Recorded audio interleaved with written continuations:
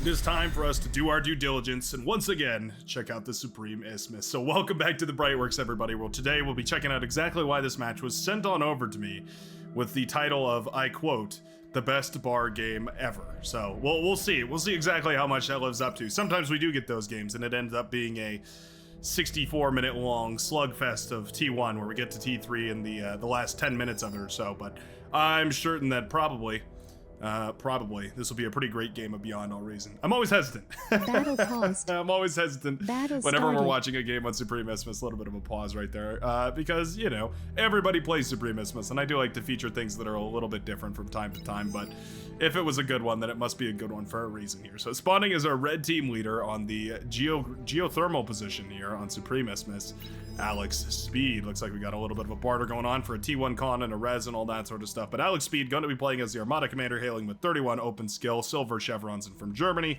going to be going up against Ender OS1.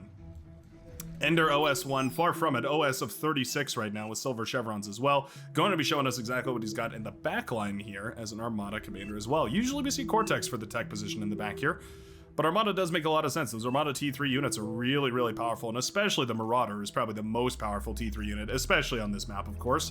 Those 14, 16, 17-minute Marauder run-bys can be really devastating, so oftentimes that is what we'll see players prioritizing here.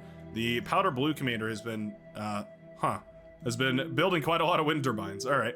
I guess we just didn't want to waste any metal or energy on our walk over to the water here, so instead we spent it all by building a bunch of wind turbines on our way over. I guess it doesn't really matter because you're not going to be contested by anybody here, as it looks like Crimson 55 and the Orange Commander Yamato here have both decided not to get into the water here on the Northern Sea. So a bit of a strange situation because both teams have effectively abandoned one sea or the other. Excellent scout right here from the Green Commander, J2 Man, or J-Tattoo Man? J-Tattoo Man? I don't know. The Green Commander. Revealing most of the bases over here. We find who our air player is going to be. Oh, nice snipe right there by that fighter from the Maroon Commander. We find who's going to be the tech player and most of where the players in the front line are. We can sort of figure out by rules of elimination who else is going to be playing on this side here, but at the very least we understand that the team leader is going to be playing right here in the geothermal spot. Alex Speed going for that very precise build right here. This is one that we've seen over and over again. It's essentially become the standard where you put down that construction turret, you put down that geothermal, you start building the geothermal, and you eat up your lab, and then you use the res bots to fund everything. It's a great build because it gets you this geothermal up and running nice and quickly.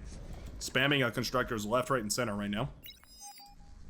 Using the spare energy from the res bots all over the place. We do have 4 res bots, by the way, for the Red Commander eating trees up right now, providing a tremendous amount of energy per second here. Constructor handed over, and res bot probably handed over here soon as well. I'm gonna eat up a bunch of the rocks here. And the build power comes online. Now the tricky thing about this geothermal build is that the geothermal takes a huge amount of energy upfront investment. The overall total cost is 13,000, but it definitely, I mean, 13,000 in an early game economy is huge. You can see producing about 350 per second, but still using 500 or so.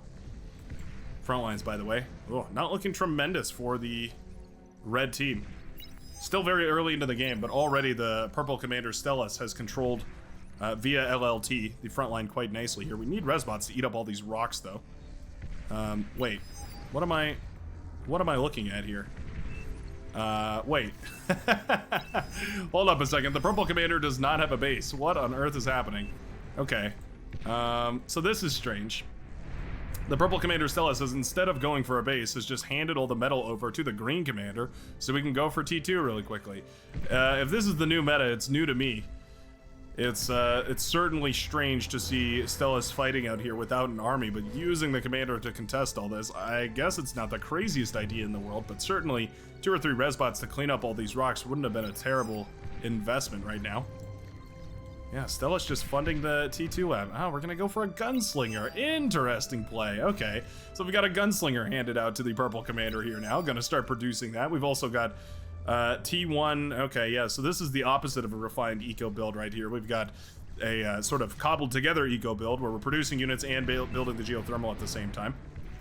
Definitely not as refined as this one is, where you can see, oh, okay, we're gonna transition into vehicles right now. We might be going into vehicle T2, that's probably the idea. Yeah, gonna be going into vehicle T2 probably to get some of those consoles out and running. Those can be very, very nice. Gunslinger headed to the front lines. Will it be able to do enough damage? I mean, if the Gunslinger manages to farm damage on a commander long enough, it can level up really quickly. One of the quickest ways to level up is by shooting at a commander. Other than that, though, it has to be skirmished for a good long while before it really becomes a killing machine. Pawn's kind of dip dodging, diving, and ducking here, trying to avoid the D-guns that are being sent out by Cruising Bean. Effectively just wasting the energy right here of the Hot Pink Commander, but also stalling for a little bit of time right now.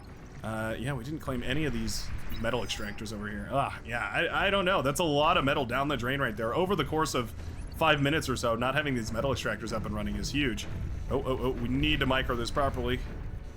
If this Gunslinger gets D-gunned, I think this probably ruins the entire build. Oh, whoa. All right, well, you know what? Gunslinger does kill the commander. That was a questionable dive right there, but taking down the commander is definitely softening up that front line quite a lot here. Rocketeers have been handed out in mass as well, so we are seeing these push on the front lines. What a strange build order. You know what? I kind of love it. Shaking things up here, changing things around. Looks like with the EMP rework set up here as well. I think this is quite a phenomenal game from the blue team. Yeah, playing things in a slightly different way, but definitely an efficient manner. Just very, very unique. Gunslinger paralyzed on the front line here. Gonna take a minute to cool off. But yeah, those Gunslingers are gonna be really dangerous to all that T1 stuff. The lab right here in a lot of trouble, by the way, for the Cyan Blue Commander, pardon me. Submarines, though, having a field day blasting away at these frigates, so that's certainly to be considered. I mean, you know what? It's basically free damage firing away at these frigates right now. Okay, this is playable. This is certainly playable right here for Antivirus. We have all the metal extractors up and running. We have tons and tons of wind still available. Definitely playable. All that metal that was just handed over there is also very vulnerable, very valuable. Gunslinger right here, continuing to fire away. Has to constantly be in combat, otherwise it's just going to be wasted. Grunts do jump on top of it, though. Little bit of a bummer to see those Gunslingers going down right here. We're still producing them, by the way. Still tons and tons of Gunslingers coming up right now, every single second. Pumped out of the green lab, which is basically producing all the units for the front line. Well, you know what? A lot of those Rocketeers were actually handed over from the geothermal player as well. It's a question of whether more stuff or higher quality but less stuff. Most of that metal, in fact all that metal from that commander, by the way, went back to the red team. Sort of split between different commanders who reclaimed and ate up different parts of it, but suffice it to say that it was definitely all into the hands of the red players here. Another Gunslinger on the front. The grunts are pulled once again. Yeah, we need to keep that Gunslinger alive. I think once these Gunslingers start to snowball, maybe 5-6 Gunslingers in, you're going to start to hit your stride and things will look a whole lot better. But losing them one by one is definitely a quick way to throw 650 metal out the window each and every time that the Gunslinger gets put on the front lines. Those Maus are also doing a wonderful job of denying a lot of this. Yeah, those Mausers hurt. This is the point in the game where the Gunslingers fall off, is as soon as T2 really starts to hit the battlefield, I think we need to stop Gunslinger production. I think Mass Hound is going to be way more viable right now. Maybe even some Fat Boys to try and contest those Mauser.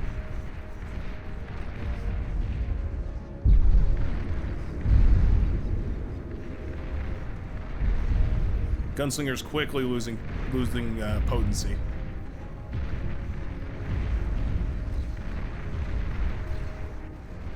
Yep. One by one they fall, and they're just not worth producing at this point. We are going to start producing T2s here. Yeah, we're just making them for the team. I think this probably wasn't the right move. I think continued Mauser production was not the play here. I think probably using those Mauser to go ahead and start building into a big Hound Snowball was probably the right idea. Mass Dolphin right here for the Cyan Blue Commander. We do have some submarines still harassing around as well, trying to burst down any of the economy that we can. There is a destroyer out. I think this many Dolphins here does actually beat this army, though. Yeah, about 2,600 metal versus about 2,000. Constructor over here will be sniped, at the very least. Dolphin's very, very good against that sort of thing. Submarines continuing to push forward. Oh, the Blue Commander even got this island base set up over here. Okay. Yeah, Antivar is actually in a really winnable position. The blue team, despite contesting the naval field a little bit slower, has definitely got a stranglehold on both of the naval fields right now. Destroyer out for the Brown Commander here, and we're working on a second one, but I think those frigates just pack too much DPS for their metal cost, and just like that, the Brown Commander loses their last boat. Destroyer in a whole lot of trouble here, too. His production suddenly falls off. Commander in a lot of trouble. Uh-oh. Frigates parked just offshore of this lab will deny it, and just like that, yeah, the blue team has won the entire naval battle. We've still yet to see the results over here for this army in blue. But if metal cost is anything to go off of, these Dolphins should be able to perform quite nicely. Shuriken pulled here to try and deal with all this. They'll be shot down by the Dolphins, though. I mean, this fight has gone just about as well as the pink player could have hoped for. Taking these trades one by one, slowly but surely blasting away at these Dolphins, but there's just too many of them, and they do get the full surround, meaning that the damage is going to be maximized. Submarines are somewhere under the waves here as well. There they go. Moving forward to blast apart all of this. Wow, and just like that, Mass Dolphin has won the day right here for the blue commander, the Amphibious commander. Here come the submarines ready to ruin the day here as well. There is a single submarine out of here, and yeah, single eel from Maudib. Is that supposed to be Maudib, like the little mouse? Could be. Well, you know what? Aggravators doing the very most here. Wind turbine's actually in a lot of trouble. Okay. Hound's eventually cleaning all this up, but certainly doing more damage with the aggravators than I would have expected. More and more of them on the front line. Wow. And just like that, those Mauser have been tremendously efficient. Hold on, if we click on these right here, 25 kills between all these Mauser. They're pretty good, huh? Blasting away a lot of this with extreme efficiency. Centurion on the front line here. Oh, nice commander bomb at the very least. We'll take down a lot of those aggravators, about half of them. Maybe a little bit more than that. Pardon the doggos. They're trying to get in. Clawing at the door. Shuriken's still trying to paralyze all this. I'm surprised we haven't dealt with this submarine right here. It's just having a field day, blasting apart all these all these boats, causing the wreckages to sink to the bottom of the sea. There you go. You can see that wreckage floating ever so slowly down to the bottom. Maudib's commander moving forward here. Uh-oh. Oh, commander can still degun right there. Whoa, okay, commander can still degun in that depth of water. That was the perfect depth of water right there. It actually manages to degun down all of those boats. Well, that's not bad. Yeah, all right. Gonna start up another lab right here. We do have Platypus coming out as well. The Hounds have finally pushed a lot of this back. The Centurion's also holding steadily over here. But suffice it to say, this is definitely an excellent counterattack right here by the red team. Despite that early T2 lead right here for the blue team, just a couple of T2 Mauser in the right spot and at the right time have managed to remove any of that advantage. They've re-skewed the game back into the favor of the red team. Economically speaking, the red team is also miles ahead. About almost 100 metal ahead per second.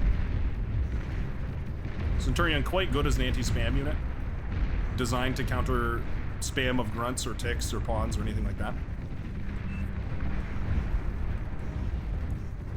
Gunslinger again, trying to find value. Gunslingers have such a tremendous APM cost, it's hard to say that they're worth it. Oh, Amphibious moving forward. Amphibious getting very aggressive here. Yeah, decides not to commit to it, but it's too late. The Cyan Commander falls. Oh no. The ducks are in the water. Pardon me, the platypus are in the water. We do have T2 up and coming right now, the lightning boats trying desperately. We're producing Rocketeers right now as well, though. Those Rocketeers are effectively wasted metal. The Mauser are going to tear them to shreds on the front line. Oh no. Metal being removed from the Navy and put onto shore. Not what we need right now, as the platypus are starting to move forward across the seas. Scouting around here, you can see this one looking for opportunities. Oh, transports can drop platypus into the water. Today I learned. Mass duck right here as well to reclaim the water. Man, it's rare that we see the water reclaimed after it's been properly taken. But there we go. Red Commander now benefited from a whole bunch of the metal that's been reclaimed from these boats over here. I think if those Dolphins hadn't been degunned, this probably would have been a whole lot harder to do. But that was an excellent play right there by the Hot Pink Commander, who decided to just go ahead and eco up here. We're going to go for a T2 vehicle lab at some point. We're going to go for a fusion. We've already got our advanced metal extractors as well. Definitely not knocked out of this game quite yet. but certainly in a tricky situation. Lightning boats now out and about. We need to start using those. Lightning boat's not going to do much against the Duck right here, though. As Hornet would put it, the Duck is the best submarine in the game. Not even a naval unit, and it's the best naval unit in the game. Missile boats over here trying to kill Platypus. That's never going to work. We need some sort of answer to this. The Brimstones or the Buccaneers. Oh, do those names get changed? Oh, I'm so bummed. Oh, that's still called the Maelstrom. So this one's just the Brimstone. Okay, I can live with that.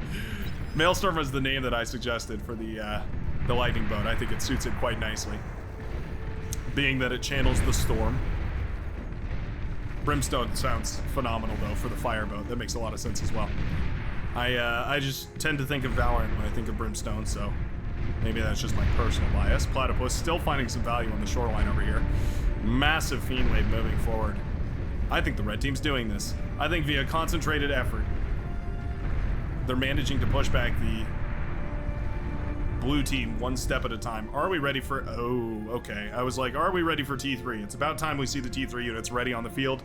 We are not. We are going for a 16-minute nuke crush. It's a little late by most standards. It's up and running now, though. We're going to start pumping out, what, medium tanks? Okay.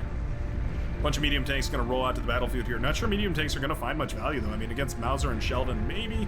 But as soon as we start seeing more and more fiends over there, it's not going to work out either. We do have the heavy bombers up and available as well. We could potentially try and blow up some of these Sheldon and Mauser. They're in a beautiful line right here.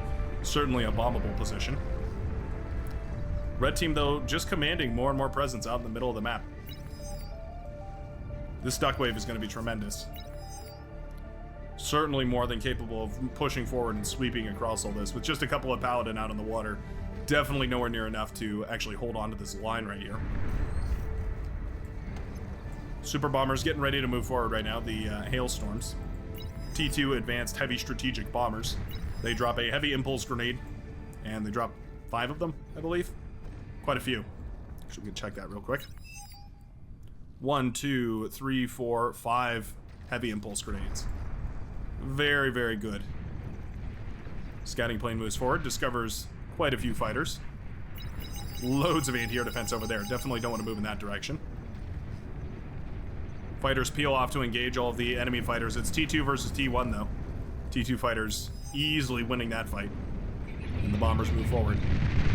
Ready to deploy their heavy armaments. Boom goes the T2 lab right there for the orange commander, and the bombers aren't quite done yet. Are we going to go for the wind turbine fields? I think it's probably a fair enough position here. Commander is also exposed. Could have tried to bomb the commander. We're going to go for the red base right here. We've gone for a prude, actually, which is quite nice. 2 T2 labs as well, both of which will be bombed down now. Lovely stuff. Anti-nuke remains, though. Seeing that anti-nuke is definitely important, though. Scouting where those are when we have the nuke up and running right now. Going to be important. The blue player getting ready to fire it. Moments away from firing the nuclear missile. Come on, I want to catch it. I want to see it. I know we're thinking about it. Ender OS1 trying to keep these medium tanks in line right here. Maybe we're charging a second missile to try and land a twofer. Always tricky, but if you can manage to get it done, then you can usually get your values worth. 9,000 metal, remember, to build a nuclear silo, so certainly a heavy investment right here. After losing most of our eco centers, all of our technological centers, definitely going to cost quite a lot. We're all waiting on it. Everyone's waiting to see if the nuke is going to connect and bring this game back from the brink of annihilation. Missile boats now shelling away at the production center over here. Obviously, one of the biggest advantages that the T2 lends you is the ability to outrange your opponents in virtually all fields. Wasp's gunships moving around over here as well. Interesting little cue. They're going to start harassing this right-hand side. There's a light anti-air missile in the back of the lightning boat over here. Not sure that's going to be all too valuable. I'm keeping my eyes on it. I want to see that missile as much as everybody else. We're pinging over on the right-hand side until air decides to go and shoot all those down. Yep. Keep pinging. Keep pinging. There's one thing that makes your team extra friendly. It's hearing you ping quite often. There it is. Beautiful. Caught it. Got the nuke. There it goes. Didn't see where it was launched though, so we'll just track its trajectory. But here it goes, moving out on the front line. Is it headed directly towards the Tan Commander's base? Where on earth did we put this thing? Oh, it's in the back line. Anti-nuke not charged, and the yellow commander's base explodes into pieces. Beautifully done right there. The anti-nuke was not charged, and just like that, yellow commander wiped from existence in a single nuclear strike. Beautifully done right there by the blue commander. Was this not charged either? Yeah, this anti-nuke wasn't charged either. What an unfortunate event. Built the anti-nuke and just didn't quite have it ready. Yep, we were waiting for the second nuke. Away it goes. Are we going for the front line or are we going for the back line is the question. Looks like a backline trajectory. Yep, we scouted both bases, unguarded, and boom goes the air base right there as well for the Maroon Commander. Just brutal.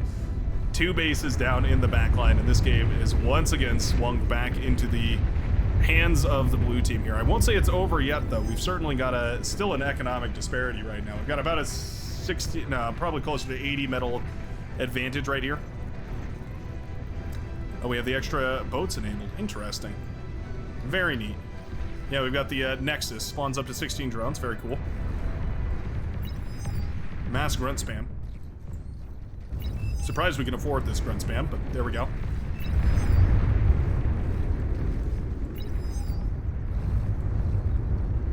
The rest of this team, well covered by anti-nukes.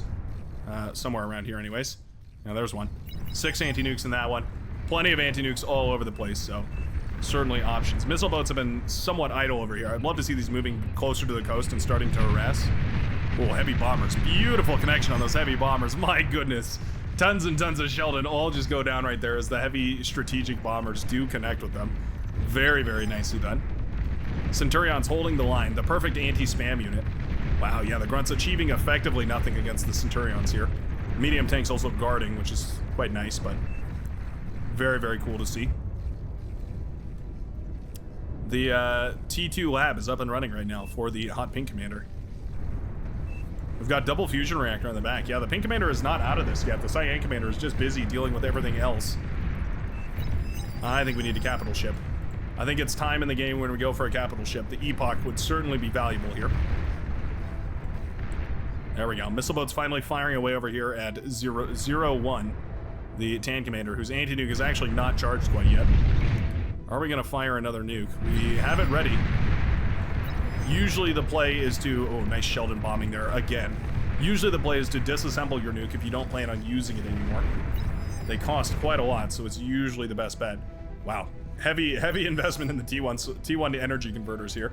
It's going mass T1 energy converter rather than going for T2s. I suppose it makes sense. Really, what the T2s lend you is quite a bit of space efficiency, but I suppose on a map like this, you've got plenty of space. You might as well.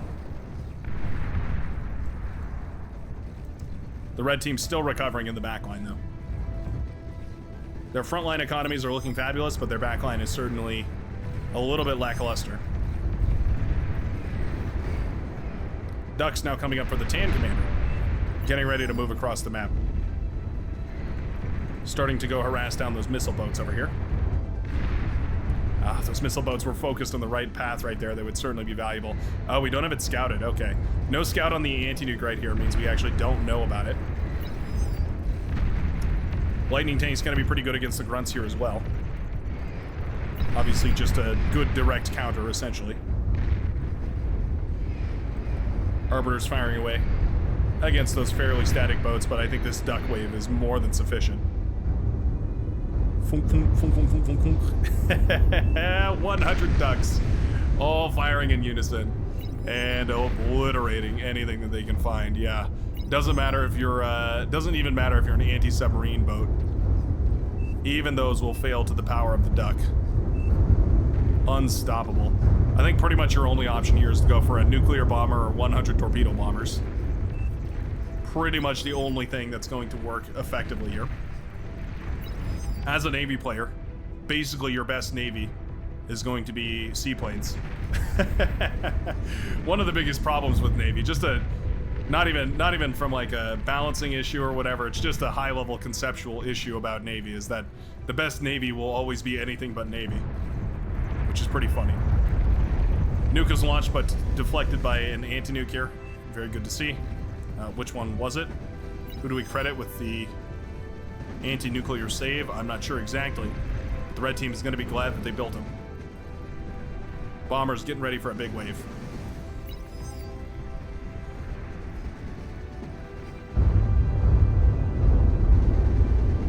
$1 million ducks firing in unison. Going to have more than enough to bring down, well, missile boats, of course.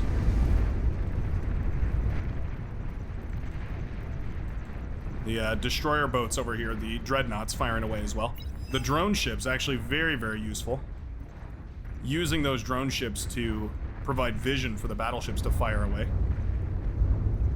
Provides quite a lot of value.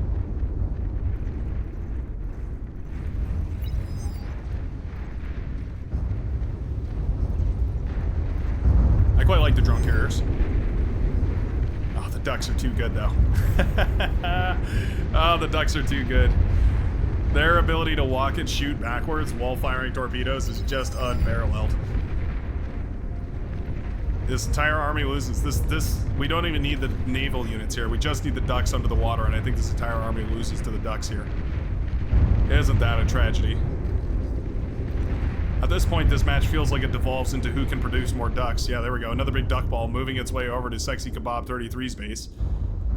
I don't even know what you do about this. What an unfortunate moment. Those amphibious monstrosities moving forward right here. Down go the E-converters. Fusion reactor will pop soon enough as well. All the build power falls. Well, at the very least, the explosions helping clear out some of these ducks for the powder blue commander. But suffice it to say, the ducks have been the MVP of the waves for so far. Looks like we tried to go for a bombing run here. Took out majority of the red player's base, but didn't manage to kill the brood, which is important to note.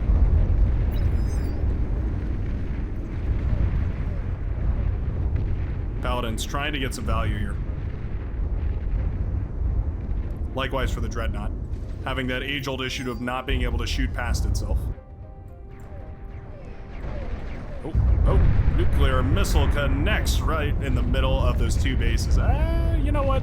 Not as devastating as it could have been. Certainly a Cortex nuke would have been a little bit more powerful, but for an Armada nuke, not bad. Wiped out a lot of the build power right here for the Tan Commander. For the Hot Pink Commander. Wiped out a lot of the remaining the remaining metal production here for the Red Commander.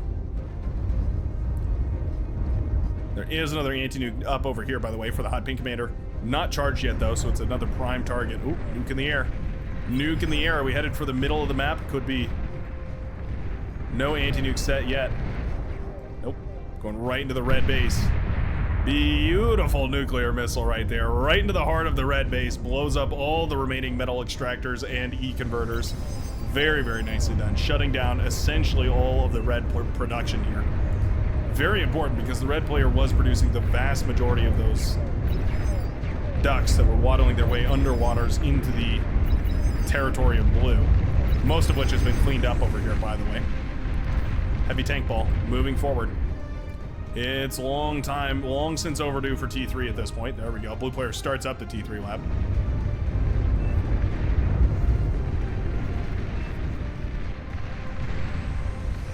Heavy tanks getting ready to storm across the face of the blue team's eco here. This line has been open for the last 5 minutes. It was just a matter of getting enough units to push through here effectively. We finally hit that number, and the Orange Commander feels confident pulling the trigger, only to discover that there's barely even a T1 defense holding the lines here. Centurion trying their best, but effectively doing nothing against the heavy armor plating on those Tiger tanks. Storming across the front of this line here. D-gun from 6 Bob 33 trying to clean up as many of these tanks as possible, but he can't be everywhere at once. And the base falls to shambles.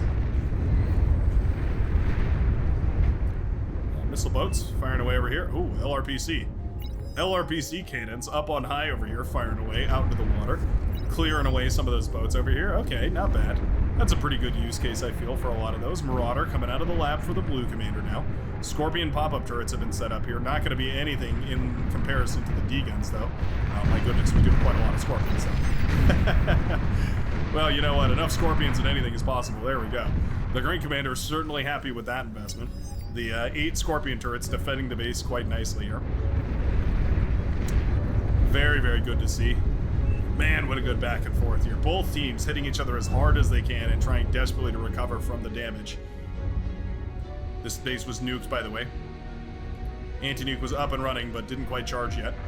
0% remaining on this lab, by the way. It's recovering very slowly, but 0% for the time being. A couple of shots from a dreadnought would certainly cripple it. A couple of the last ducks are actually poking their heads. Now, not out of the water, but firing torpedoes out of them at the very least, in the water. Paladin is supposed to have double depth charge launchers, but it really only looks like it fires one. Oh no, those are light laser turrets on the front, aren't they? They just don't quite look like light laser turrets. Anywho, still heavy tanks. Still the name of the game.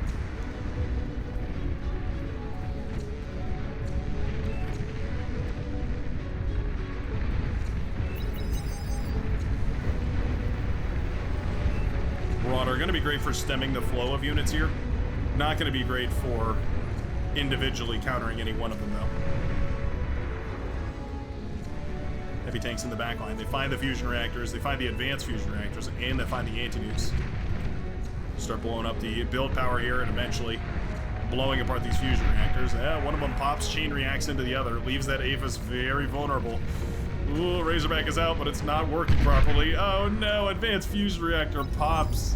And there goes a huge chunk of the economy right there for Andavaris. Always a sad moment. Always a very sad moment losing your economy right there. Arbiter's moving forward. Okay, Arbiter Manticore was not on my list of Cortex compositions that I would see assaulting a base, but there we go. Firing away their missiles. Certainly great against static defense. I'll grant them that. Razorback's not even really going to be great against the heavy tanks here. They have such a hard time shooting over them that they actually end up causing a lot of issues. Yeah. Heavy tanks, very, very good. Razorbacks, don't get me wrong, they're phenomenal. But they'd be way better if their guns were mounted about an inch higher on their head. Because of the position that their miniguns are at, they actually end up firing into tanks a lot of the times, and it means that they end up quite a bit less effective than actually you would imagine they would be. Yeah. It's a bit of a weird sort of balance that those have. Anyway, mass E-converter still. More and more build power coming up as well. Wouldn't mind some lightning tanks. I think probably a couple of Thors on the field wouldn't be the worst idea. It's about a 2-to-1 ratio of Razorbacks to Thor, as far as cost goes, I mean. The red team definitely took some heavy hits from those Marauder, but we're already back up and producing right here for the yellow commander. Badbot's has effectively just been ecoing their heart out, trying to get as much production up and running as possible. Ender OS1 likewise trying to continue producing here, but it is tricky. You have loads of constructors trying to help build a advanced fusion reactor over here. We can always eat up the wind turbines too. That's always something to keep in mind in case you're looking for a way to find some extra metal in your base, converted into more efficient energy production. The Razorbacks, I mean, the Razorbacks are good, don't get me wrong, but they definitely aren't the right counter here. Honestly, I think the Marauder might be better just for the fact that they can move around a little easier, they can maneuver a little bit faster, they can get to where they need to be, and then of course, they do decent enough damage to counter probably most everything over here. The static defense is being set up right here by the green commander are quite impressive. We've got bulwarks coming up, we've got radar towers, jammers, all sorts of good stuff, and on top of already the tons of Scorpion turrets available. Pretty funny. Wow, alright. Resbots resurrecting enemy metal extractors, adding them to the metal production. Sure, why not? More and more metal is always going to be a good thing. Marauders streaming across the map at this point. We'll love to see one of these constructors moving forward, maybe a Twitcher or something, moving forward to claim all these metal extractors. Always a good idea to try and do that whenever you can. Oh, lightning tank in position. Nice. One more. Ooh, just barely out of range. Oh no. Oh no, Marauder out of range right here. Finds the E-converters. Ah, That is certainly one problem with those T1E converters. As nice as they are, they certainly can cause an issue when you suddenly have them all chain react off of each other.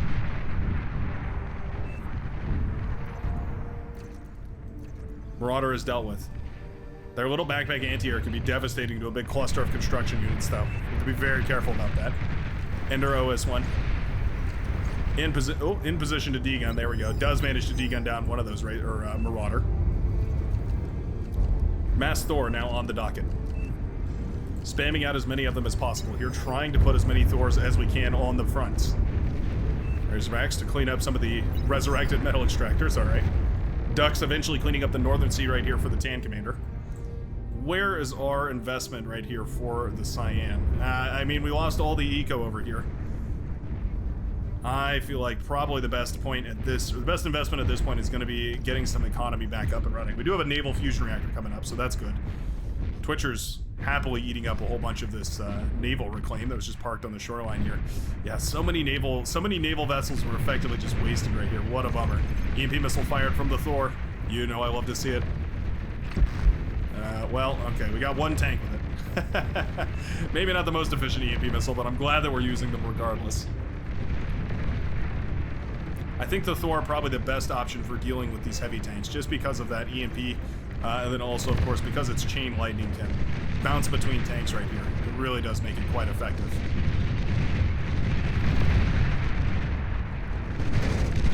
Tank versus tank.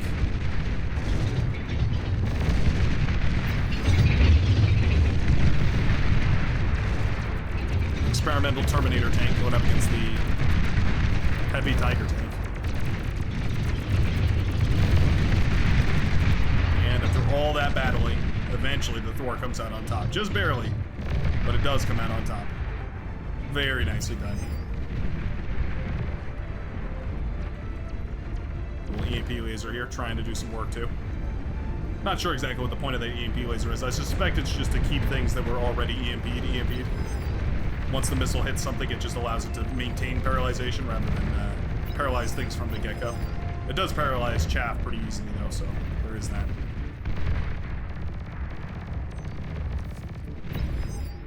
Razorback's trying to clean up a lot of these Marauder, running around all over the place. Bulwark's in position though to intercept any of these ducks that come forward, so that'll never break through. Not easily anyways. I think this is exactly what we need. Green Commander instructing the Cyan quite well here. Says go Amphib and start pressuring them, and I think that's exactly the right idea here. The T2 lab has been reclaimed here. I think we need to reclaim even the Dreadnoughts. These are 3,300 metal, quite a hefty price you pay for one of these bad boys, and the effect it's having is next to none.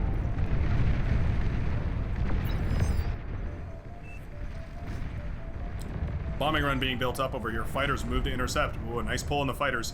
Yeah, there's no fighters over here. Yeah, the bombers are in a whole world of hurt. Nicely done by the Green Commander. Excellent map awareness, recognizing that there's a bombing run coming up over here and jumping on top of it preemptively.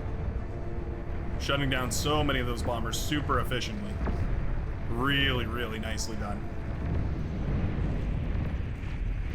More EMP missiles are launched. Nice dodging right there by the red team. Those EMP missiles end up not connecting with much.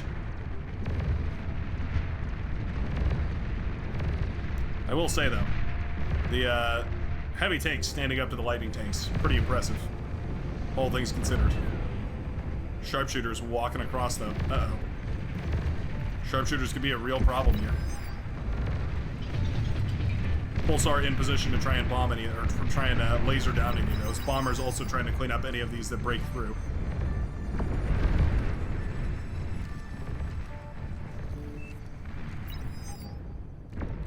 Sharpshooters need proper scouting in order to maintain effectiveness. Bulwark having a field day, really.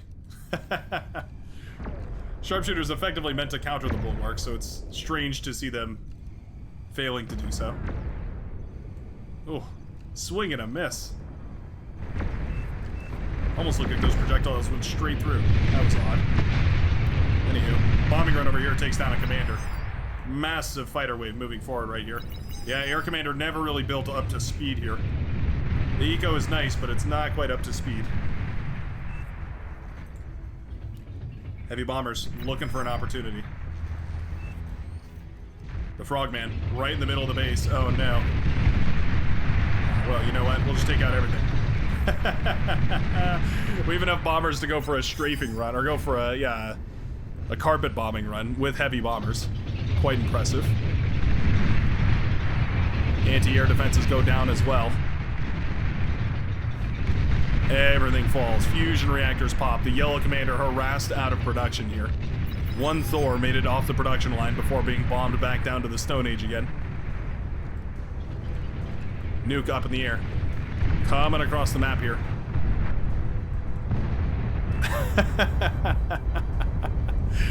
Destroys the red base once more. There was basically nothing there, but we destroyed it anyway. And the bombers managed to once again equalize the backline. There's no anti-nuke back here either, so we could continue to send nukes into the back.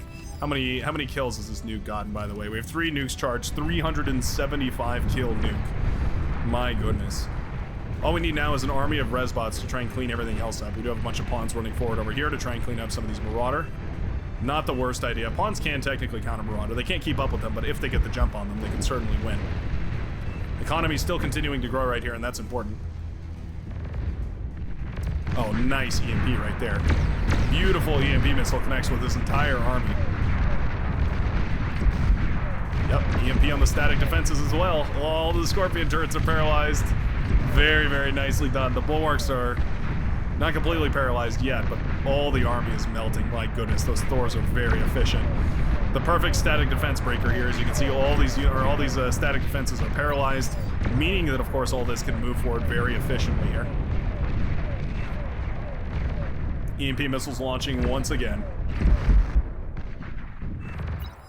Thors continuing to roll forward. The perfect use of the Thors. Exactly what I'm looking for with those EMP missiles, knocking out all the static defense, paralyzing large portions of the army, and making it very efficient for these Terminator tanks to roll through. Now there's basically just the chaff T1 defenses from the early game set up here. They're not going to stand a chance.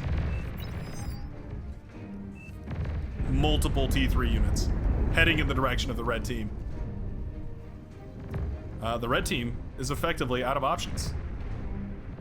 Overflowing into chat right now, but with basically no alternate options.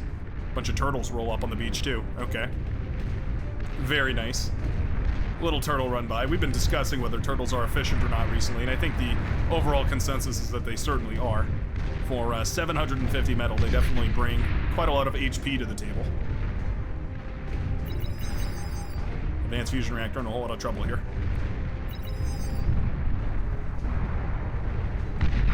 Boom goes the red commander. Boom goes the yellow economy. The orange commander tapped out of the game at this point. No longer investing. The RPC is trying to find value. Blasting away with whatever they can. Wow. The 2 backliners for the blue team. Holding it in there. Well, and we do have the naval player here as well. Would love to see the economy expanded, by the way, so for production's sake, we could grab these metal extractors. Yeah, it looks like indeed we are going to grab the metal extractors. All that good stuff. Just make sure we're constantly upgrading all of it. Turtles here having a blast, taking down the wind turbines over here. Razorback likewise. Commander is spotted, but it is brainless. Commander without any brain. Basically the same as how I play the game.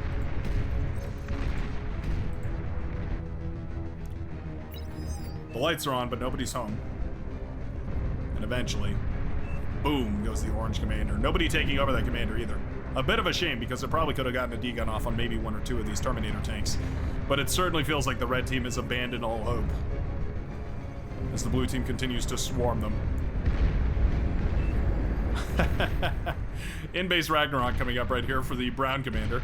We're about 20% of the way done, and I have a feeling that's probably not going to be coming up anytime soon. We have basically the metal for it, but we don't have nearly enough production. Yeah, we're doing about 1% every 4 seconds or so. I have a feeling that those Thors are going to get there well in time. EMP missile connects with all this, paralyzing most of the build power. And just like that, the Ragnarok is shut down as well as any dreams of a comeback that I think the blue team might have had. Wow, just a couple of Terminator tanks is all it really took to break the line, but penetrating the defenses right here in the middle of the map eventually meant that the blue team was able to push all the way through into the backline bases and secure this game. beyond all reason. Excellently done. Really, really excellently done. Crimson 55, the last remaining commander right here for the blue team. Pardon me, for the red team. Turtles will find it. Maybe. He's running. He's running away at this point. Just effectively trying to stall for no reason. The end is already nigh. Your penance has already come to meet you in the shape of a Thor. Or four Thor. Oh, nice EMP right there on the static defenses as well.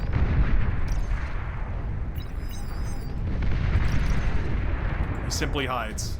Hides and waits.